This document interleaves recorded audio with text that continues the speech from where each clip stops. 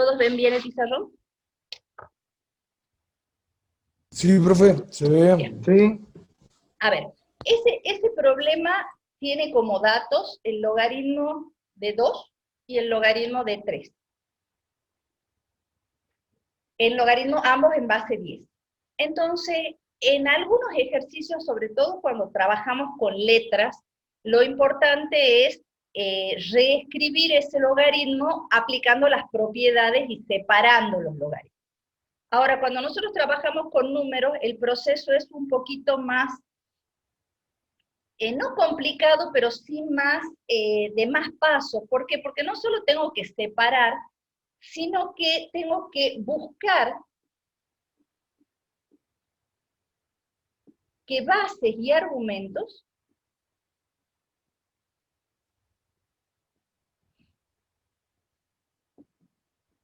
utilicen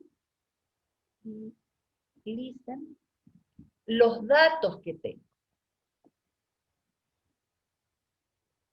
¿Por qué? Porque yo no tengo ninguna información ni ningún dato del 32 ni del 24.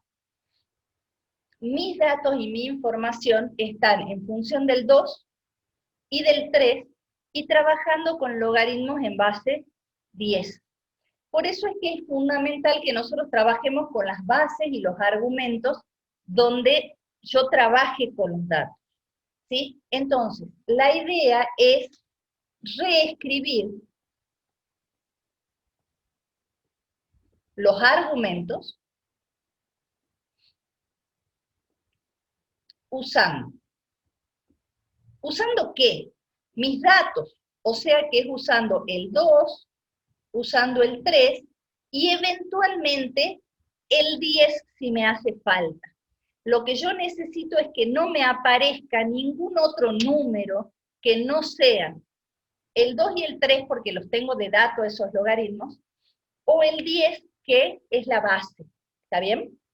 Entonces eso es lo que yo tengo que tratar de hacer.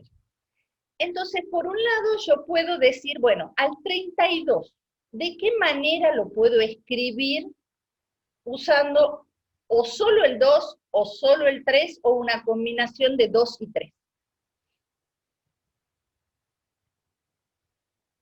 A ver, ¿alguna idea, Ana? Yo puse 2 por 16.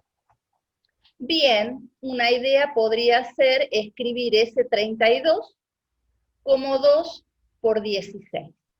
Yo, profe, lo puse como 2 a la quinta. Bien, eso Yo iba a también, preguntar profe. en relación a la escritura de Ana. El 16, ¿es dato dentro de lo que a mí me dan como dato? No. No, ¿verdad? Entonces yo a ese No. 16 que puso Ana, que no es que está mal, está bien, pero ese 16 me va a llevar a trabajar todavía más, porque después voy a tener que volver a buscar la manera de reescribir el 16. En cambio, no sé quién fue el que habló, creo que fue la voz de Lara, escribir ese 32 como 2 a la quinta. ¿Sí? 2 a la quinta, ustedes van a decir, bueno, pero el 5 no es dato. Sí, es verdad, no es dato, pero es exponente, y el exponente no molesta porque al exponente, ¿se acuerdan que por propiedad yo lo paso multiplicando adelante? ¿Sí? O sea que no lo necesito de dato. Y al 24, ¿de qué manera lo podré escribir? ¿Alguna idea, Paco? Al 24 lo podíamos hacer como 4 a la... A ver, para un ratito. 4 a la... Porque estoy sorteando. Si no No, les a la sale 64. mentalmente, factoricen. Y digan, bueno, Profe, al 24, ¿qué le puedo sacar? ¿no le puede hacer 2 al cubo y después multiplicarlo, creo que por el 3? Bien, Hacer así. perfecto. Por eso iba la factorización. Si yo al 24 le saco tercera, esto me da 8. Y el 8 es 2 al cubo. Por lo tanto, a este 24 yo lo puedo escribir como 2 al cubo por 3. Entonces, fíjense que con lo que yo acabo de hacer, las bases son 2 y 3, que son mis dos datos. ¿Está bien? Entonces ahora yo estoy en condiciones de decir, bueno, uso propiedades y a eso lo separo. Entonces yo voy a escribir. ¿Qué propiedad voy a usar primero? La de esta división, ¿verdad? Y el Sí. logaritmo de una división, ¿qué me decía? Que se resta. Ah, ¿Qué se resta? Los exponentes. No me gustó eso de los exponentes. ¿Qué se resta? Bueno, Los argumentos. Todo. ¿Las bases? No. Los Logaritmo. logaritmos. Ay, me gustó más. Los logaritmos enteros se restan. ¿Sí? O sea que yo voy a poner el logaritmo de 2 a la quinta, o sea, voy a poner el logaritmo de lo de arriba y voy a restar el logaritmo de lo de abajo. O sea que yo lo que voy a hacer es sacar logaritmo al numerador y al denominador y restar esos dos logaritmos. ¿Sí? Ojo con lo que dijiste, Facu, porque si yo escribo esto, perdón, así, y escribo esto, son total y completamente diferentes. Fíjate que si yo... Por eso, ¿Qué? por ese trabajo me hizo doler la cabeza, profe, por eso me dejó muy hackeado. Es posible. No sé si, a ver, vamos a tratar de enfocarle a la cámara. No sé si ven ahí la pantalla.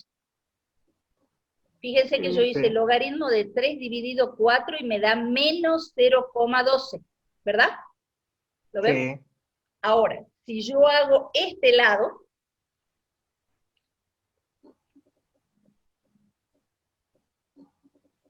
¿qué me da? Error. Error. Porque error, 3 error. menos 4 es menos 1 y nosotros dijimos que el logaritmo de números negativos no se podía calcular. Entonces, ojo, que esto de acá está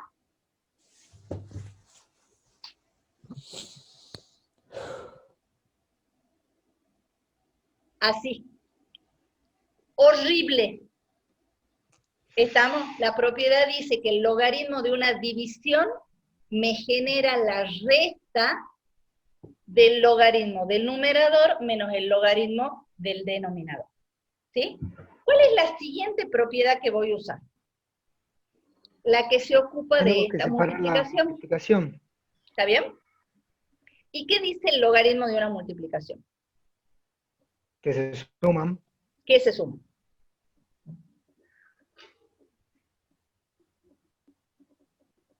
Vamos sin miedo. ¿Qué se suma? Los Ya, logaritmos. Bien, los se suman logaritmos, los eso, logaritmos. el 2 al cubo y el logaritmo de 3. Bien, o sea que esto de acá me da el logaritmo de 2 al cubo más, Profe, ¿sí? a Juan se le salió porque se le fue el wifi, ¿puede volver a aceptarlo? Sí. Profe, también no la quería interrumpir, pero Valentina Pistán me avisó de que no tiene internet en su casa y por eso no pudo entrar. Bien, gracias, Luis. Tengan en cuenta eso sí, que cuando ustedes no entran, yo edito ahora todos los videos juntos a fin de semana, así que recién van a tener los videos que no pudieron ver el fin de semana, ¿no? Bien, ¿y ahora qué Gracias, hacemos? profe, gracias. ¿Qué hacemos ahora? Le tengo que cambiar los signos. No, pare. Sí, Facundo, sin miedo, le tenemos que cambiar los signos. ¿Por qué le tenemos que cambiar los signos? Porque este Porque signo ese menos menos me que está aparece estorbando. acá adelante afecta a todo esto. Eso significa que este signo menos me va a modificar todo eso. ¿Está bien? Por eso es que este signo menos me va a modificar eso de ahí.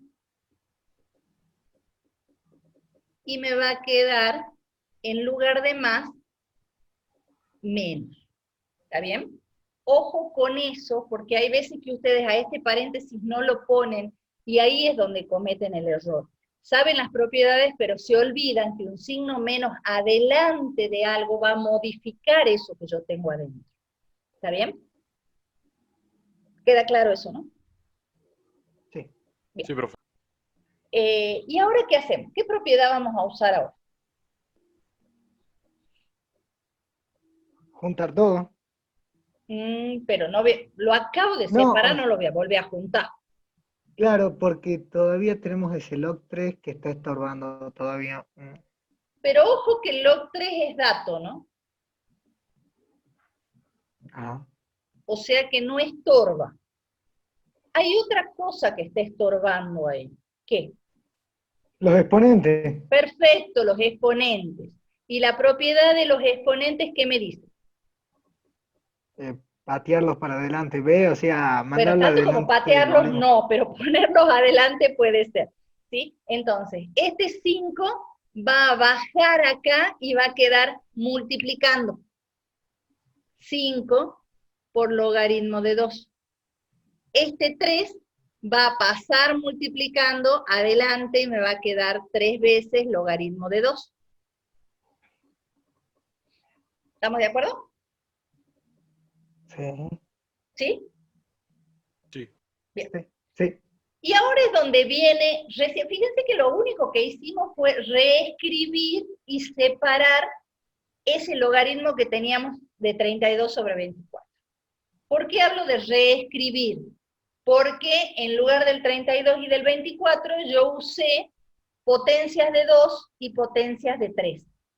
Y en lugar del 24 también usé potencias de 2 y potencias de 3. Entonces fíjense que ahora lo que me queda acá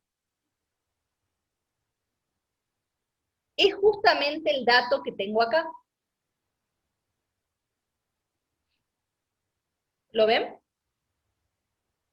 Entonces lo que yo puedo hacer es simplemente sustituir y decir esto va a ser 5 por 0,301.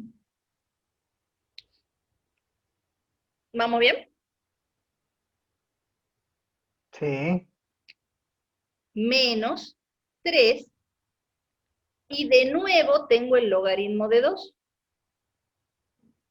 Y ese logaritmo de 2 vuelve a ser 0,301. Menos ese logaritmo de 3 que está de dato acá, que es 0,477. Fíjense que recién ahí al final, cuando yo separé y logré aislar los logaritmos de 2 y de 3, recién uso los datos.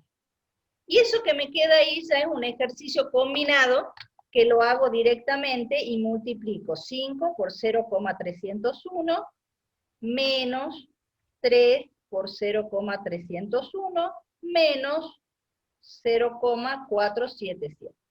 Y esto me da 0,125. ¿Está bien?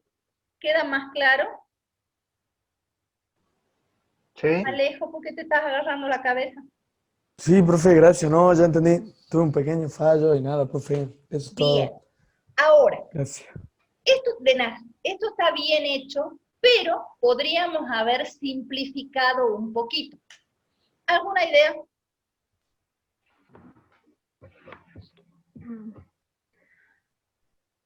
¿Ninguna? No, ninguna, profe. Miren acá. No. Acuérdense que si se corta volvemos a vernos, ¿no? Así que se vuelven a conectar.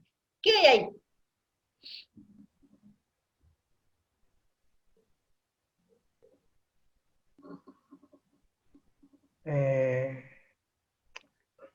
¿Ven que tengo razón con el video? Antes les pedíamos que se callen, ahora les pedimos que hablen.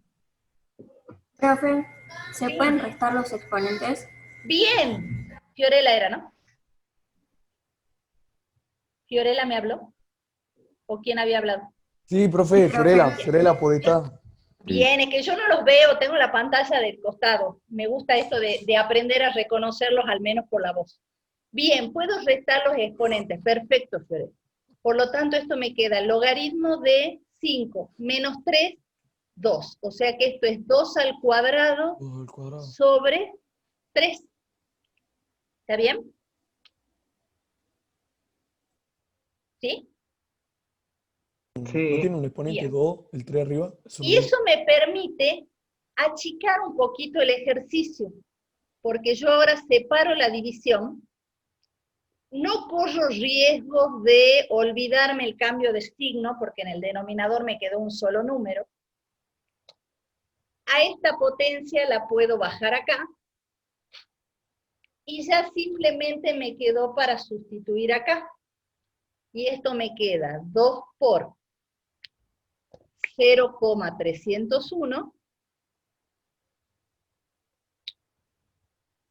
menos el logaritmo de 3, que es 0,477. Y si yo hago ese cálculo en mi calculadora, voy a volver a obtener el 0,125. ¿Qué significa eso? ¿Para qué lo quería hacer así rapidito? Para que ustedes vean de nuevo que no hay un solo camino. Ustedes pueden usar absolutamente todo lo que saben. ¿Sí?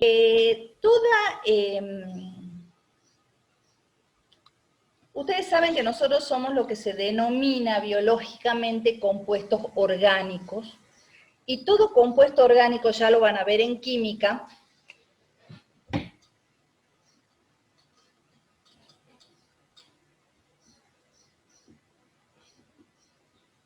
tiene carbono. Si ustedes miran la tabla periódica de los elementos de química, el carbono tiene número atómico 12. O sea que el habitual es carbono 12.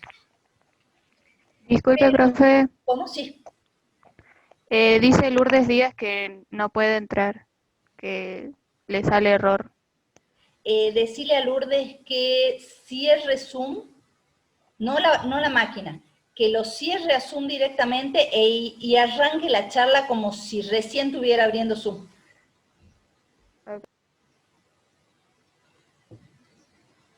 Bueno, les decía que entonces nosotros somos compuestos orgánicos. ¿Qué significa que sea compuestos orgánicos? Que todo lo que, digamos, todo lo que conforma nuestro cuerpo tiene de alguna manera carbono en su estructura. El carbono habitual es el carbono 12. Ahora, dentro de nuestra conformación también existen lo que se llaman isótopos, que desde la química un isótopo es un compuesto que tiene o mayor o menor cantidad de protones o de electrones, ¿sí? Esos son isótopos. Los isótopos positivos tienen más protones que electrones y los isótopos negativos tienen al revés, ¿sí? Entonces, hay ciertos isótopos, como el carbono 14, que tienen la particularidad de ser radioactivos. La radioactividad tiene que ver con lo que se denomina emisión de partículas, ¿sí? Cuando yo tengo algo que es radioactivo, que en realidad radioactivo sale por que el primer elemento que conocieron a lo largo de la historia que emitía radiación era un elemento llamado radio. Después descubrieron que había un montón de otros elementos más y de isótopos además, ¿sí? Eso emite o puede emitir 3 tipos de radiación, ¿sí? La radiación gamma, que es solo energía. Una radiación positiva, que tiene que ver con los protones, ¿sí? O sea, lo que hace ese núcleo es largar al ambiente protones, o podemos tener emisión de electrones, ¿sí? Si ustedes leen un poquito más, es lo que se denomina partículas alfa, partículas beta y partículas gamma, ¿sí? ¿A qué va toda esta explicación que tiene que ver con la química o con la física? Que cuando yo tengo isótopos como estos, que son radioactivos, hay una emisión de partículas.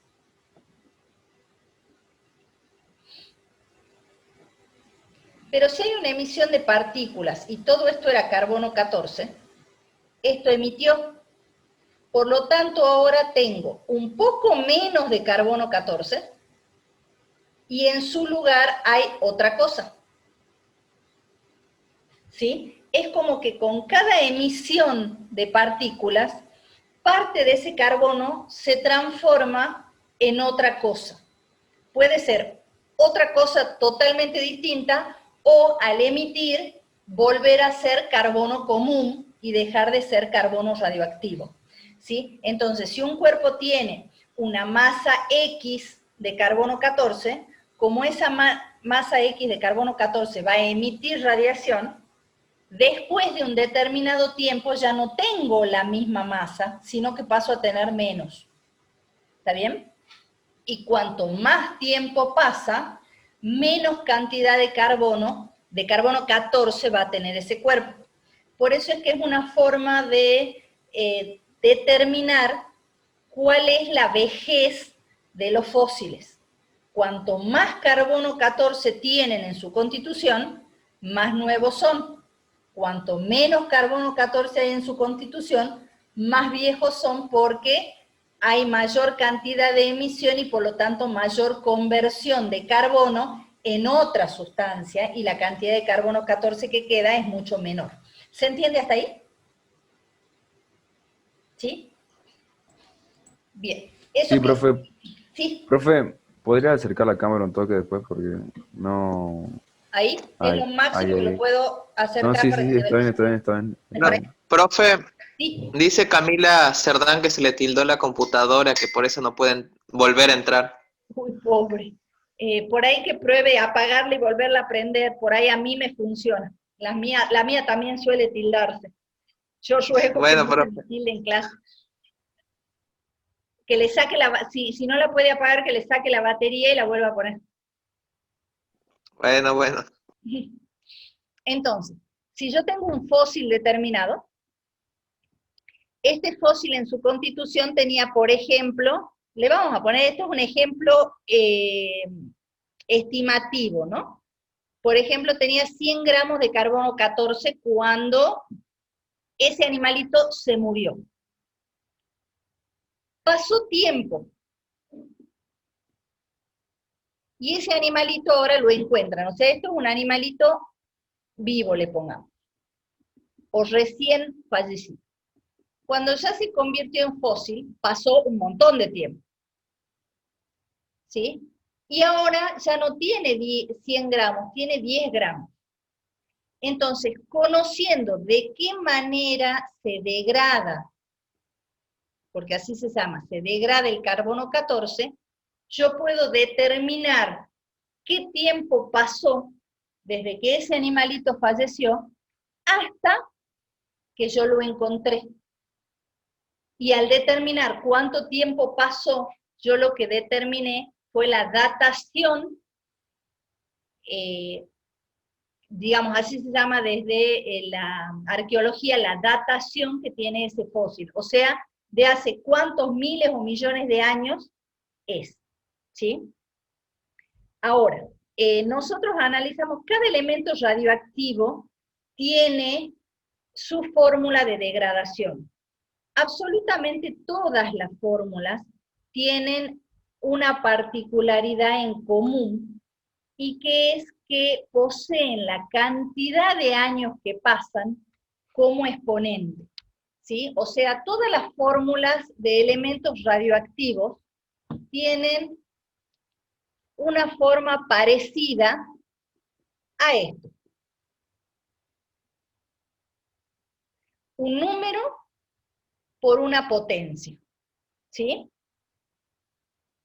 ¿Qué particularidad o qué le ven de especial a esa fórmula? ¿Dónde está la variable independiente? La. A ver, ¿quién es la variable independiente? Aquel número que no tenga exponente No. O sea que esté solo. A ver, vamos por lo básico.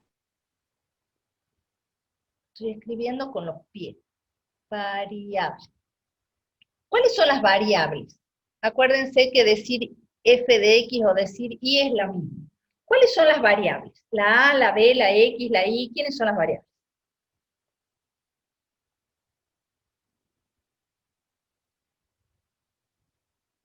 Hola, ¿están ahí? No sé ¿Quiénes son las variables? si... La a, la b, la No, bueno. x, la y. Miren la fórmula que tienen en la carpeta. La fórmula de la carpeta dice y es igual, miren que la busque, perdón, m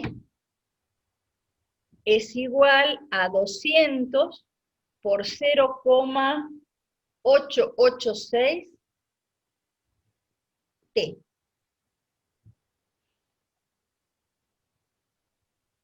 La X, la T. Bien, las variables son x e y. Y el a y el b son constantes que van a depender particularmente de qué material estoy trabajando, tanto su cantidad como la forma en que se degrada. Esto me habla de la cantidad y esto me habla de la forma en que se degrada.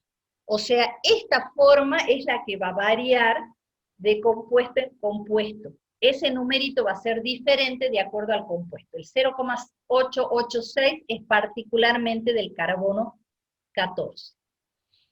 Entonces, si las constantes son x e y, la variable independiente, ¿dónde está? En la I. Exponente, ¿verdad? ¿Están ahí?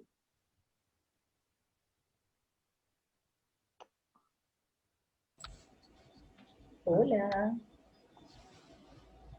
¿Está o no está como exponente? La X, ¿está como exponente o no? ¿Sí? Sí, sin miedo. Ya en cuarto Viene no ahí, pueden. viene ahí. Ya en cuarto no pueden tener dudas si esa X está como exponente o como base. Está como exponente. ¿Sí? Por lo tanto, este tipo de función es lo que se denomina función exponencial. ¿Por qué? Porque justamente la variable independiente está como exponente, por eso es que se denomina exponencial. ¿Sí? Lo que pasa es que nosotros ahora la estamos estudiando a través de un ejemplo. ¿Sí? Y que es el ejemplo de la degradación del carbono 14 para ver la datación histórica que tienen los diferentes fósiles. ¿Sí? ¿Vamos bien hasta ahí? Sí, ganamos, profe. Bien. Ahí logro entrar también. Bien, entonces, ¿qué es lo que me pide a mí el trabajo práctico? El trabajo práctico me pide que yo analice esa datación histórica. Y me dicen que T es el tiempo en miles de años. ¿Qué significa? Que si a mí me piden a los 10.000 años, yo a T no lo voy a poner como 10.000, porque T ya está en miles de años. O sea que en el lugar de T yo voy a usar 10. Si a mí me dicen a los 50.000 años, yo en el lugar de T voy a escribir 50, porque ya me están diciendo que ese T está en miles de años. ¿Está bien? Entonces, cuando a mí me preguntan ahí, y me dicen, con ayuda de la calculadora, hacemos, por ejemplo, la masa aproximada de carbono 14 que queda al cabo de 10.000 años, sabiendo que al inicio tiene una masa de 200. Entonces, la masa que a mí me queda al cabo de 10.000 años va a ser igual a 200 por 0,886 a la 10, porque pasaron 10.000 años, entonces a T yo lo uso como 10. Y a mí me queda que ese cálculo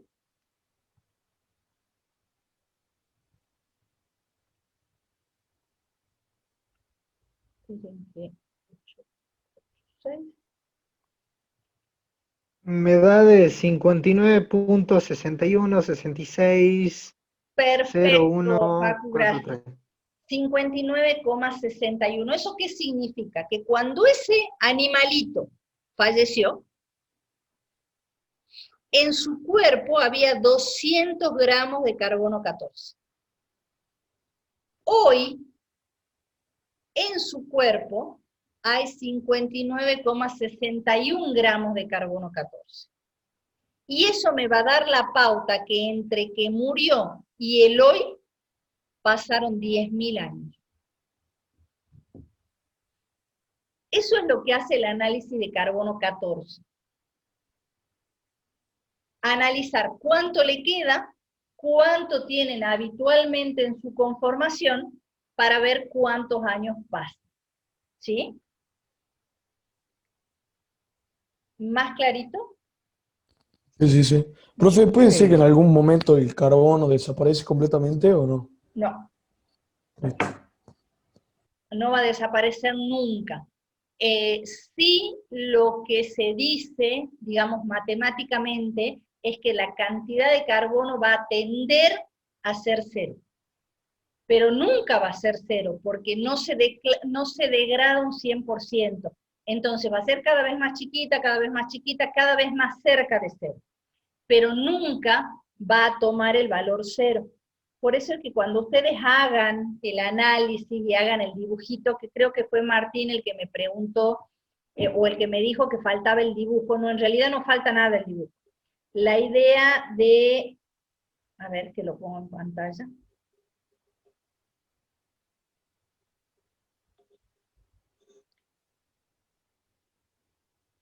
La idea de este trabajo práctico es que ustedes acá, ¿sí?, completen. ¿Qué pasa cuando t vale 0? ¿Qué pasa cuando t vale 5? ¿Qué pasa cuando t vale 10? Y hagan como hacían en segundo año, ir dibujando. En el 0 qué pasa, en el 5 qué pasa, en el 10 qué pasa, para ver de qué manera me queda el dibujo acá. ¿Está bien? O sea, el dibujo no estuvo nunca, así está en el libro, ¿sí? La idea es que ustedes miren el dibujo y ahí van a responder exactamente lo que preguntó Alejo. ¿En algún momento va a ser 0? No, nunca. Esto se va a acercar, se va a acercar, se va a acercar, pero no va a tomar nunca el valor 0, ¿sí? Entonces, ¿qué vamos a hacer acá? Responder estas preguntas de acá. Si corta el eje de las abscisas, si corta el eje de las ordenadas, qué representa la intersección, ¿sí? Todas esas preguntas son las que van a ir contestando, ¿sí? ¿Tienen alguna duda así, o con la explicación queda un poco más entendible? Toda la vida. ¿Estamos? Profe, Sí. en el punto ese donde dice, el de más abajo, dice ratifiquen, pero en el punto 3 se supongan que la variación de la masa de una sustancia radiactiva se produce en una función m igual a m0 por 0,5 t. Se indiquen si su desintegración es más rápida o más lenta que el carbono 14. Ese m igual m0 es el único dato que dan acá entre esta actividad. No veo otro más. Sí, es el único dato que da la actividad. Ahí la idea es que ustedes comparen fórmulas.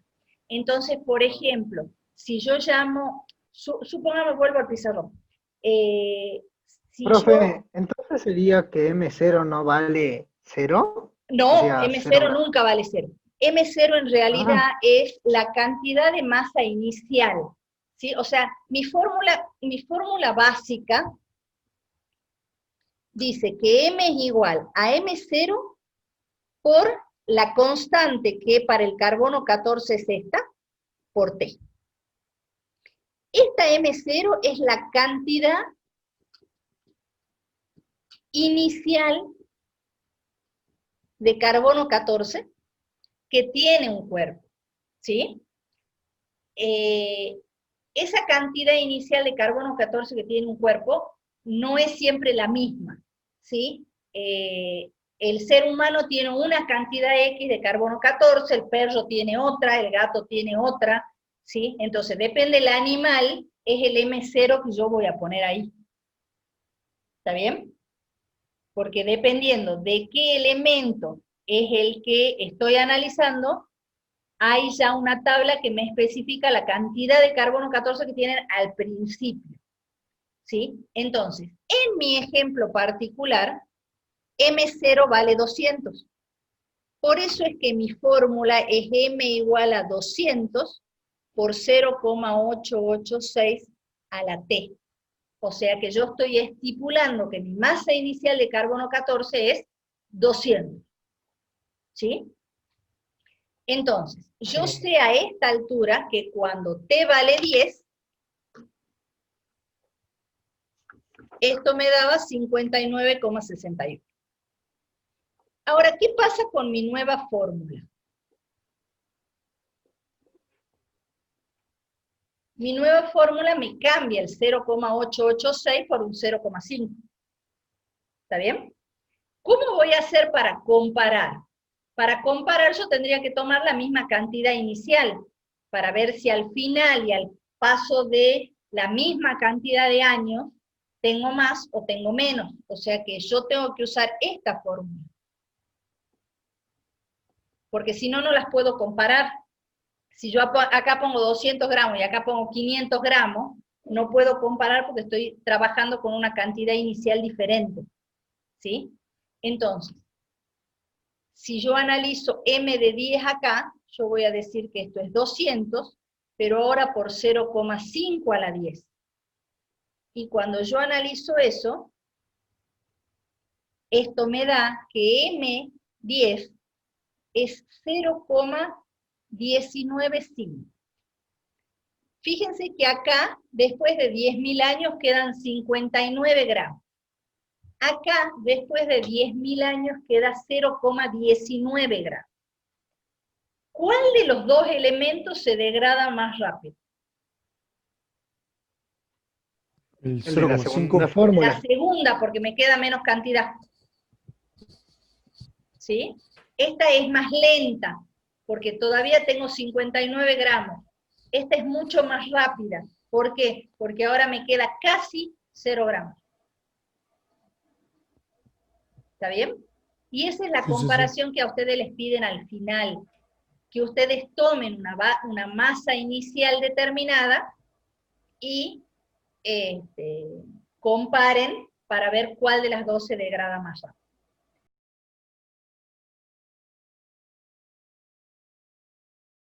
Bien.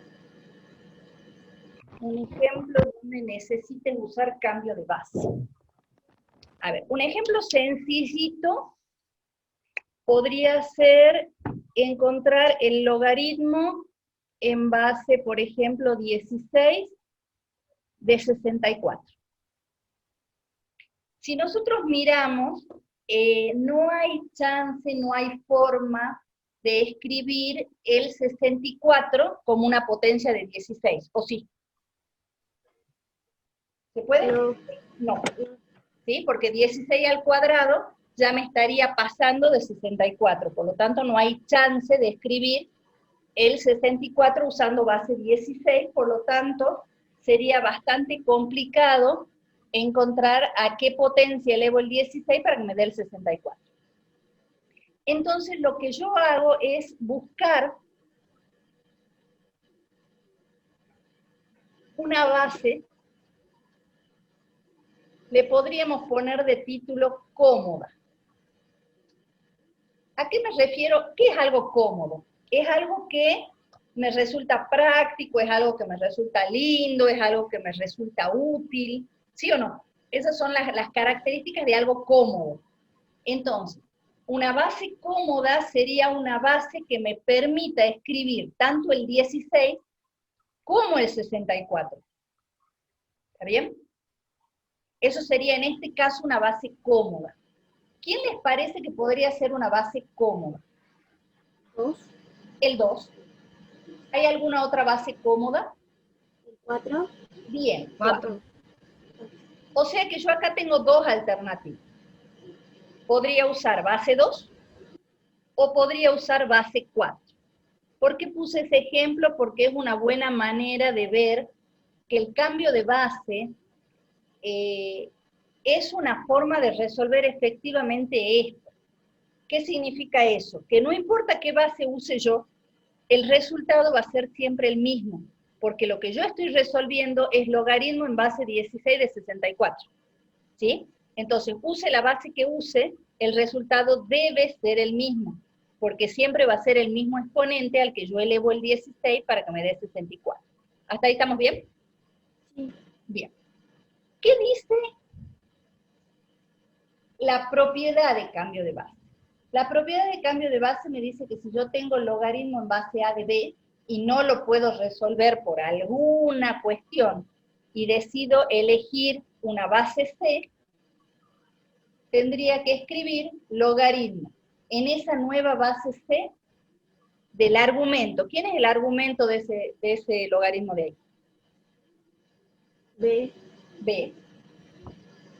Sobre el logaritmo en esa nueva base de la base vieja. ¿Y la base vieja cuál es? A. A.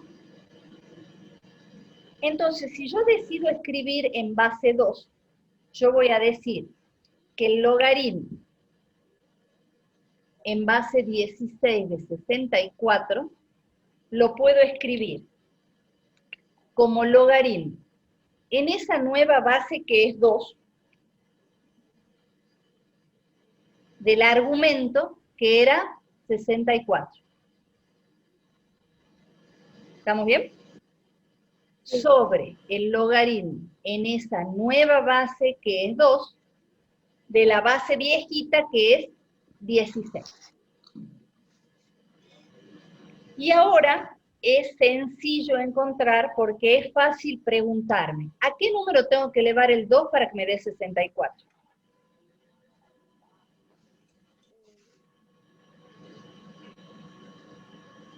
¿6? Bien, a la 6. ¿Y a qué número tengo que elevar el 2 para que me dé 16? Bien, Lourdes, a la 4. ¿Sí? Por lo tanto, yo puedo decir que el logaritmo en base 10 de 64 es 6/4. ¿Profe, puedo simplificar o no? Y poder simplificar. Sí. Me rompiste lo que venía, pero sí podés simplificar tranquilamente. ¿Por qué no lo había hecho de entrada? Justamente por una mala costumbre que tienen ustedes, y es que son pocos los que simplifican. Entonces, el que eligió la base 4, cuando quiere hacer logaritmo en base 10 de 64, va a hacer logaritmo en esa nueva base que es 4, del argumento que es 64, y va a hacer logaritmo en esa nueva base que es 4, de la base vieja que es 16. ¿Está bien? Entonces, cuando van a resolver, ustedes dicen, bueno, ¿a qué número elevo el 4 para que me dé 64? 3. 3. ¿A qué número elevo el 4 para que me dé 16? 2. 2. Y fíjense que la única que preguntó si podía simplificar fue Ana Paula. Entonces, el que hizo base 2 le dio 6/4. El que hizo base 4 le dio 3 medios. Salieron de la prueba y les agarró un ataque de pánico porque les dio resultados diferentes. No, el problema fue que se olvidaron de simplificar. Con esta base o con esta base, el resultado es exactamente lo mismo, porque acá yo simplifico, saco mitad, y me da el mismo 3 medios con cualquiera de las dos bases. Entonces, más allá de que Ana Paula preguntó antes, moraleja, ya estamos en cuarto. Si la fracción se puede simplificar, no es que puedo simplificarla, es que tengo la obligación de simplificarla. No puedo dejar las fracciones con posibilidad de simplificar. Tengo que dejar sí o sí fracciones irreducibles. ¿Sí? ¿Estamos de acuerdo? ¿Sí? Sí. Ana Paula, ¿más clarito? Sí. Bien. ¿De qué me sirve, más allá de resolver cosas así, de qué me sirve un ejercicio de este tipo? A ver. Supongamos que a mí me dan de dato, ¿sí? Que lo voy a usar porque lo tengo fresco en la memoria, que el logaritmo en base 10 de 2 es 0,301, que lo tienen de dato en algún lado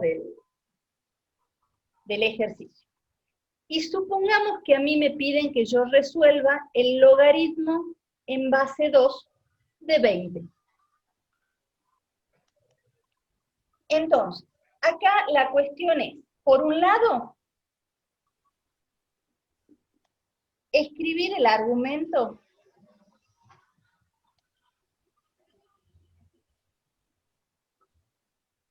¿Es igual al trabajo anterior o no? Exacto, es muy parecido al trabajo anterior. Usando la base y el argumento del dato. ¿Qué significa? Fíjense que acá tengo un 20.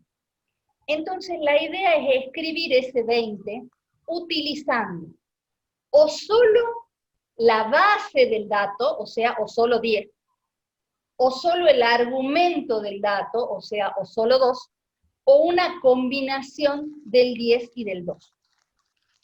O sea, supongamos que en lugar del 20 yo hubiera tenido el 8, lo podría escribir como 2 al cubo, o sea, usar el argumento que me dan de dato.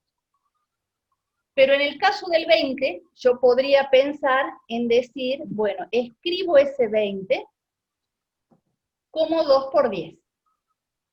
¿Por qué? Porque el 20 no me aparece ni en el argumento ni en la base del dato que a mí me dan. Pero si yo escribo como 2 por 10, el 2 es el argumento del logaritmo que me dan de dato. Y el 10 es la base del logaritmo que me están dando de dato. ¿Estamos bien hasta ahí?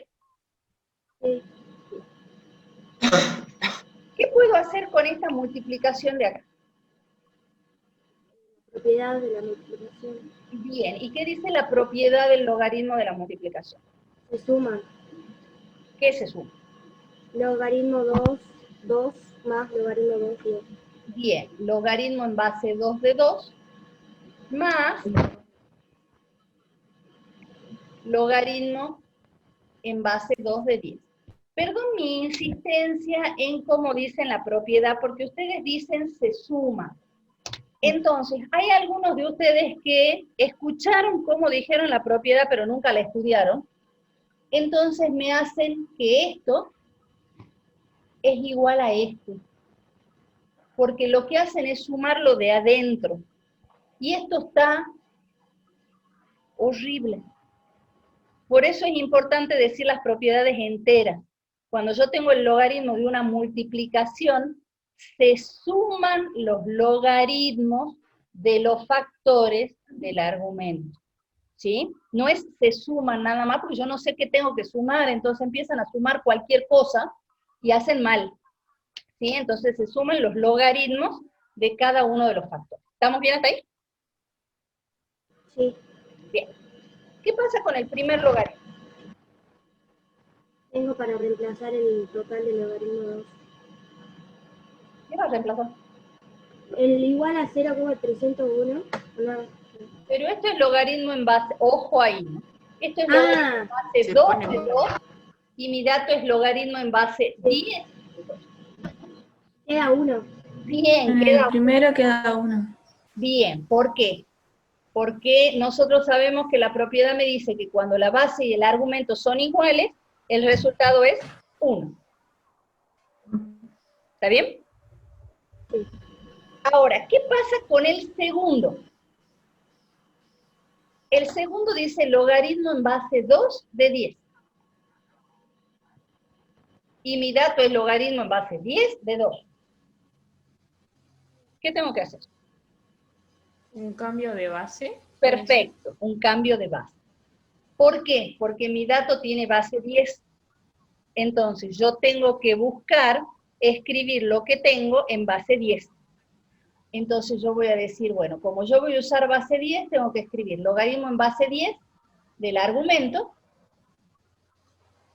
sobre logaritmo en base 10 de la base vieja, que es 2. ¿Estamos bien hasta ahí?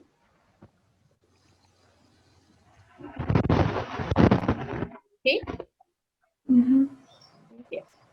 Entonces esto me queda 1 más. Y ahora sí estoy en condiciones de resolver y de reemplazar. El logaritmo de arriba, ¿qué valor tomaría? 1.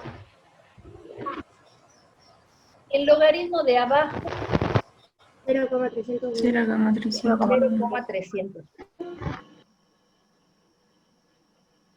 Agarro la calculadora. Esperen que tengo el celular nada más, así que esperen que busque la calculadora acá adentro. Y tengo 1 más 1 dividido 0,300. Y esto me da 4,3. Y ese es el resultado del logaritmo en base 2 de 20. Utilizando lo que me dan de datos. Obviamente yo podría haber usado directamente la calculadora y hacer cambio de base a base 10, pero no es el sentido del ejercicio porque no estaría usando el dato. De hecho, si hubiéramos estado en clase, yo les hubiera puesto que el logaritmo es aproximadamente 0,3. Hubiera obviado todos los resultados. ¿Por qué? Porque mírenlo con cariño. La pandemia esta los está dejando usar la calculadora. Si hubiéramos estado en el curso, yo no los hubiera dejado usar calculadora y les hubiera puesto 0,3. Entonces los hubiera hecho trabajar directamente con fracción. Este 0,3, ¿yo lo puedo pasar a fracción? Sí. Sí, ¿y a qué es igual? A 3 sobre 10. Eso significa que yo puedo, 1 sobre 3 sobre 10 lo que hace es invertirme la base, ¿verdad? O sea que me queda 10 sobre 3. ¿Estamos de acuerdo o no? Sí. Hola, ¿están de acuerdo o no? Sí. Se pierden con lo que acabo de decir. ¿Ven que el meme tenía razón? En clase hay que callarlo y acá hay que pedirles que hablen. ¿Están de acuerdo con ese 10 sobre 3? Sí. Bien. Hago la suma, como un denominador 3, 3 más 10, y esto me queda 13 tercios. De esta manera hubieran trabajado sin la calculadora. Y si ustedes hacen 10 tercios, 13 tercios es aproximadamente 4, y algo. ¿Sí? ¿Alguna otra duda de propiedad? Profe, ¿Sí? por ejemplo, en una de los ejercicios del práctico anterior, ¿Sí? también nos daba, por ejemplo, el resultado del logaritmo 2, pero nos daba un número re grande. ¿Lo podemos acortar en decimales ahí? Sí, lo pueden acortar. Profe, si tenemos que poner decimales en la prueba a 2 decimales nomás. No tienen que poner, no te hagas problema. Ah, Son todos o verdaderos falsos, o están las opciones puestas. Lo que sí tengan presente que si están las opciones puestas, están aproximadas. ¿Sí? Entonces, si a ustedes de resultado les da, qué sé yo, 0,318, y en el resultado aparece 0,32, aproximen al 0,32, ¿no? No van a tener el mismo resultado porque va a depender de la cantidad de decimales que toman ustedes. Yo hice todos los cálculos con 2 decimales, ¿sí? Entonces está todo aproximado a 2 decimales. ¿Sí? Pero son todos, no tienen, digamos, con la experiencia de la evaluación anterior, que por ahí un acento les cambiaba la respuesta y demás, todas las que tienen son opciones múltiples o son para que ustedes vayan moviendo las cosas para, digamos, emparejar los resultados, quién va con quién, o son verdaderos o falsos. No tienen nada para completar ustedes. ¿Sí? ¿Hay alguna otra duda? No, la última. Cuando es, para redondear, cuando es menor a 5, se mantiene el número, y cuando es de 5 o mayor, se le suma 1, ¿no es cierto? Claro, a ver, supongamos que nosotros tenemos 0,315, 0,318, 0,313. Y vamos a acortar a 2 decimales. Eso significa que yo voy a sacar el tercero de los dígitos, ¿sí? El más fácil es el de abajo. Cuando yo miro que este número es menor a 5, directamente lo saco y digo esto es 0,31. ¿Sí? Cuando es 5 o mayor a 5, porque este es justo 5 y este es mayor a 5, al momento de sacarlo, yo acá voy a sumar 1. Pero voy a sumar 1 al último de los números que quedan. Entonces este me va a dar, este o este, me van a dar 0,32. El 1 se suma en el último numerito que queda. ¿Estamos? ¿De qué trabaja o de qué trata el práctico 9? Sobre los fósiles. De las funciones. Funciones exponenciales Exponenciales y Bien, logarítmicas. sobre las funciones exponenciales y logarítmicas.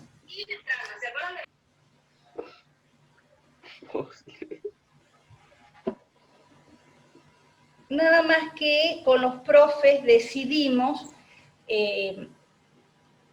entrar de otra manera a la temática. ¿Por qué? Porque dentro de los criterios que nosotros establecimos para esta nueva mitad de año, fue darle prioridad a la resolución de problemas. Entonces, por ahí no necesariamente tanto el cálculo exacto matemático o el formalismo matemático, sino que ustedes sean capaces de, como quien diría, de rebuscarse para buscar alternativas para solucionar o para descubrir cómo hacer algún problema, ¿sí? Entonces, el primer trabajo, si bien después vamos a entrar en los conceptos básicos de la función, el primer trabajo de función exponencial y logarítmica se abocaba a lo que hace a ejemplos de la vida cotidiana. Quizás no son del supermercado, pero sí son de la vida cotidiana el hecho de tener energía, por ejemplo, ¿sí? Y el primero de los problemas que tenían trabajaba sobre energía nuclear.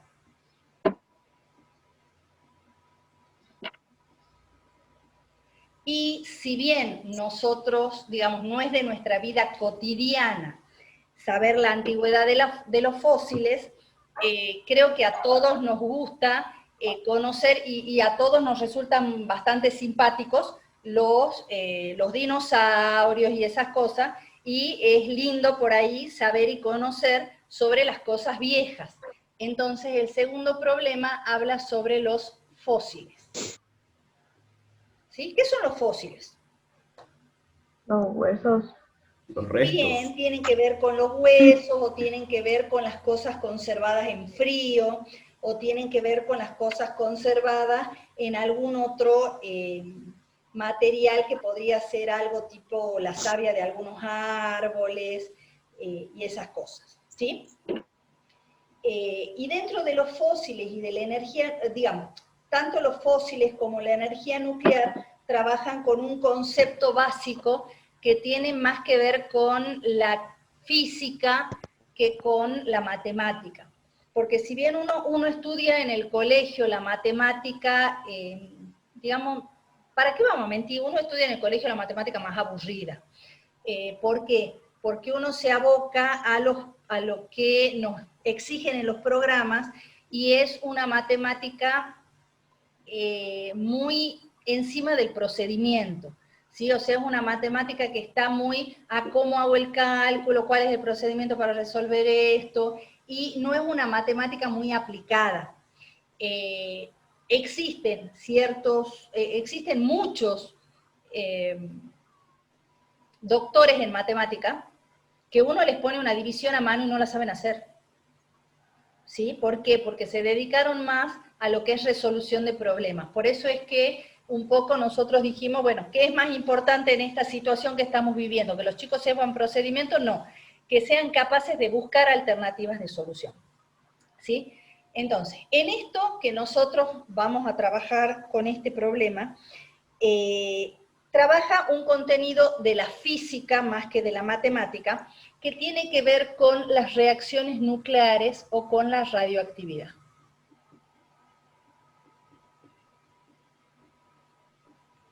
Esto de radioactividad o radiactividad tiene ese nombre porque el primer elemento químico que se conoció como elemento radioactivo fue el radio. ¿Sí? Por eso es que, digamos, toma el nombre de radioactividad. ¿Alguien sabe qué es la radioactividad? ¿Son ondas o no? Tiene que ver con las ondas, sí. ¿Con qué más? ¿Con el microondas? No, el microondas tiene que ver con ondas electromagnéticas. ¿Sí? O sea, el microondas es un tipo particular de onda que viene, no me acuerdo si un poquito antes del espectro visible o un poquito después del espectro visible, pero tiene que ver con el espectro electromagnético. Dentro de la radiactividad hay ondas, pero también hay partículas. Por eso también se denomina energía nuclear. ¿Por qué energía nuclear? Porque la energía o la radiactividad tiene que ver con el núcleo de los átomos. ¿Sí? Hay dos tipos de energía nuclear. ¿Sí? Vamos a ponerlo acá.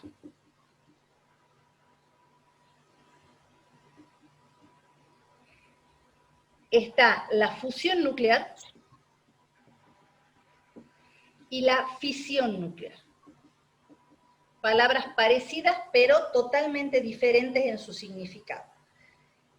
Son parecidas nada más que en la escritura.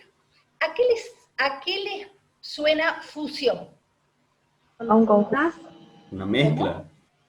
Un conjunto. Se fusionan, se juntan. Sí, bueno, estamos usando la misma palabra, pero algo exacto. No sé quién fue el que dijo que se juntan. Efectivamente, la fusión tiene que ver con el juntar núcleos atómicos. ¿Para qué? Para formar otra cosa. La fusión tiene una característica particular y es que necesita mucho calor. ¿Sí? O sea, la fusión en frío, si bien se investigó durante mucho tiempo, es muy difícil.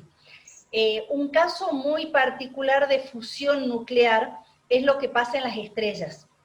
En las estrellas, a altas temperaturas, lo que se produce, o sea, si ustedes estudian un poco cómo está conformado el Sol tiene muchísimos átomos de hidrógeno. Esos átomos de hidrógeno se fusionan a altas temperaturas, por eso emite calor y emite radiación, y se juntan en átomos de helio. O sea, se juntan para armar otro elemento totalmente diferente. Esa es la fusión. Juntar átomos diferentes juntar átomos de un mismo elemento para conformar un elemento diferente. ¿Sí? Esa es la fusión nuclear. Y la fisión nuclear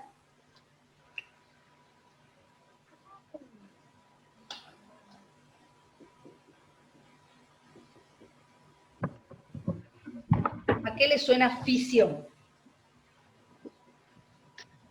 ¿Separar? A separar, exactamente. La fisión separa o rompe núcleos para formar elementos diferentes. ¿Sí? Entonces, si bien lo que dijo Bianca está muy bien, tiene que ver con ondas, ¿sí? La radioactividad no solamente es emisión de ondas.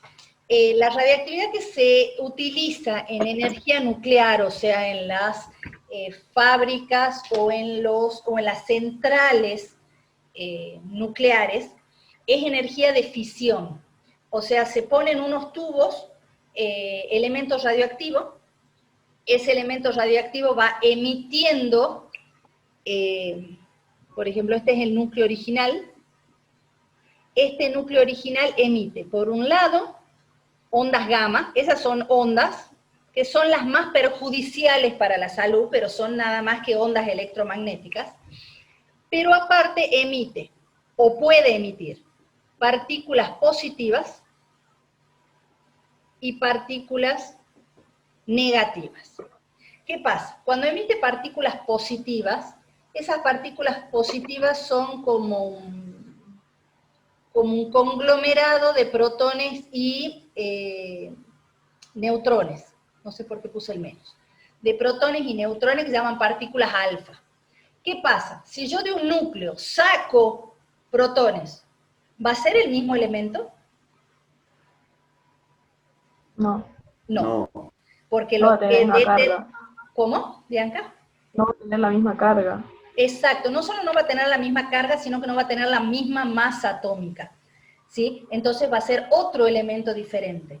Entonces, ¿qué pasa con la fisión nuclear? La fisión nuclear emite partículas, entonces ese núcleo que era de un elemento va a pasar a ser otro elemento diferente, ¿sí?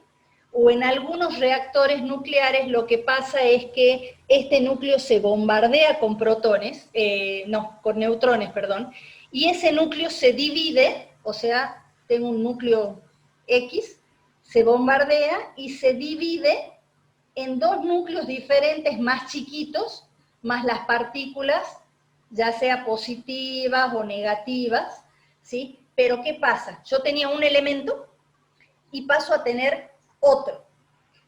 Al pasar a tener otro, ¿qué pasa? Dentro de los tubos donde hay producto nuclear para generar energía, yo empiezo a, supongamos que tengamos plutonio y que se va convirtiendo en otra cosa.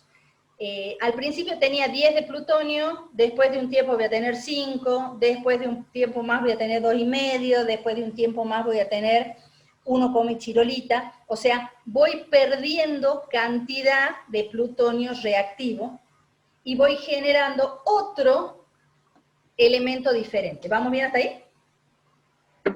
¿Sí? Bien. Ese cambio que hay de elementos tiene que ver con las funciones exponenciales y con las funciones logarítmicas. ¿Por qué? Fíjense que yo dije, tenía 100, después de un tiempo tengo 50, después de un tiempo tengo 25, después de un tiempo tengo 12,5 y así. ¿En algún momento voy a llegar a 0? Sí. No. ¿Te llegaste, no? No, porque fíjate que siempre la mitad, la mitad, la mitad, la mitad. Entonces siempre voy a ir a la mitad de lo que tengo, pero nunca voy a llegar a 0. Por más chiquitito que sea la cantidad que yo tengo, voy a seguir teniendo siempre. ¿Está bien? Nada más que cuanto más tiempo pase, menos tengo. Y eso es lo que pasa con el estudio de los fósiles. Nosotros en nuestro cuerpo, nosotros somos compuestos de carbono. Suena feo, pero no dejamos de ser compuestos de carbono. ¿Por qué? Porque nuestro cuerpo está formado por átomos de carbono. Ese carbono en la naturaleza hay de dos tipos. El carbono 12, que es el carbono normal, y un carbono que se llama carbono 14, que tiene mayor cantidad de neutrones en su conformación, y por lo tanto es un elemento que se denomina inestable. Y ese elemento carbono 14 es radioactivo, o sea que con el tiempo emite radiación y se va degradando, o sea, me va quedando cada vez menos cantidad. Entonces, cuando el animalito muere, tiene una X cantidad que se denomina masa cero de carbono 14. Cuando ese tiempo pasa, o sea, cuando va pasando el tiempo, ese carbono 14 va emitiendo radiación, entonces la masa cambia y paso a tener menos carbono 14 del que tenía antes. Y si sigue pasando tiempo, este carbono 14 sigue emitiendo y después de un cierto tiempo yo tengo otra masa de carbono 14.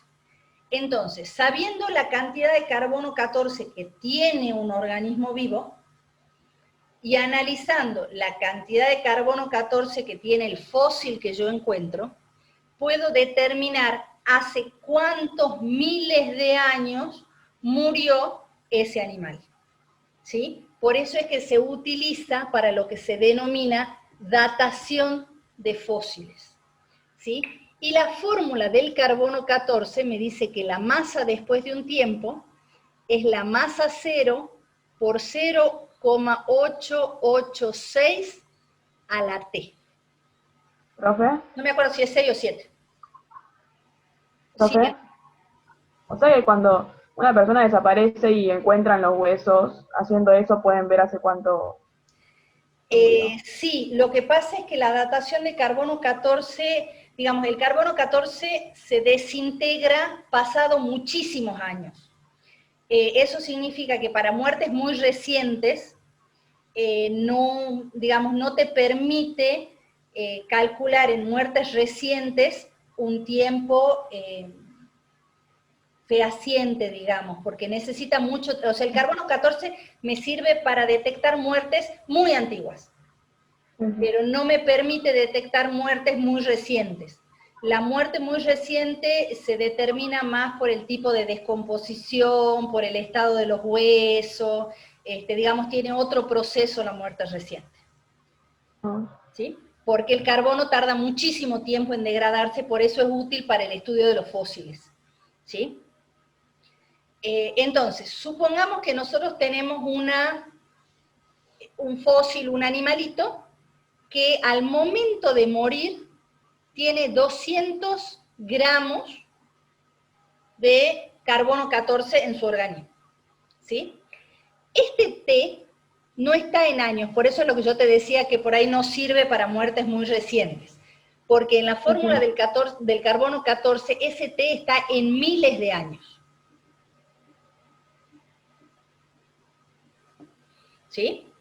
Entonces, si por ejemplo yo tengo un animalito que tenía 200 gramos de carbono 14 en su organismo al momento de morir, y yo quiero saber cuánto carbono tiene después de 5.000 años.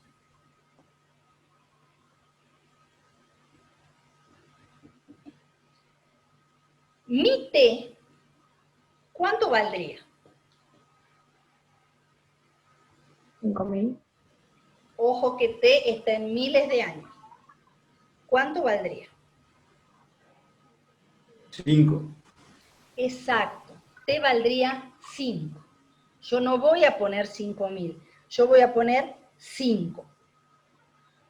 Entonces, cuando yo quiera calcular, yo voy a reemplazar mis datos y voy a decir la masa que yo quiero encontrar, o sea, la masa a los 5.000 años, va a ser los 200 originales por 0,886 y en el lugar de T voy a poner el 5.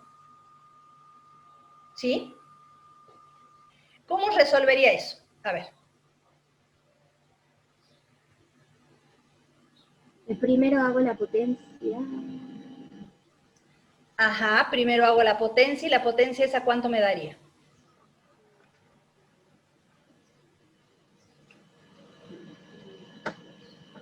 $0,55. Bien, 0,55.